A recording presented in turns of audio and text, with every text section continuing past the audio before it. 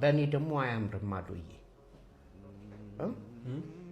ማንም ሰው ህመሜን እንዲያይ አልፈልግም። ከኔ ጋር በሳቅ ሲሆን ነው ደስ የሚለው። ያን ያሳዘነኝ አውቃለሁ። ነበር። በጣም ጠንካራ ነህ። በጣም ጠንካራ ነህ።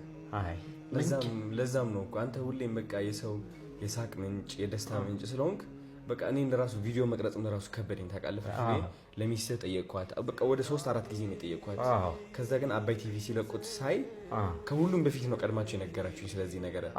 ግን አባይ ቲቪ ሲለቀቅ ኦኬ ፍልፍሉ በቃ እሺ ብሏል ማለት ነው አልኩኝ። ምክንያቱም የሳቅ ምንጭ ነህ አንተ የብዙ ሰዎችና እንደዚህ በቃ የሆነ እንደዚህ ቦታ ላይ ሆነ መታየት የምትፈልግ አይመስለኝም። ምን ያህል ከባድ እንደሆነ ይገባል። ያማል። ከህመሙ በላይ የሚያመኝ ይሄ ነው። ግን እኮ ህይወት እንደዚህ ነች። ህይወት እኮ እንደዚህ እኮ ነች ያለ ነው።